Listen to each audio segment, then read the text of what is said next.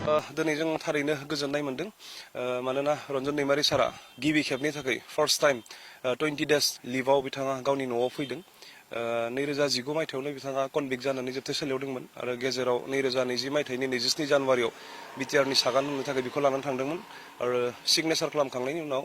बियो खोब गुसुं सम गावनि न'आव दंफायोमोन आरो बिनि उननिफ्रायनो बिथाङा जोबथेसालियाव थानांबाय थादोंमोन नाथाय दिनै फार्स्ट टाइम बिथाङा लिभआव 20 daysनि थाखाय फैनो मोनदों थारैनो जों गोजोननाय मोनदों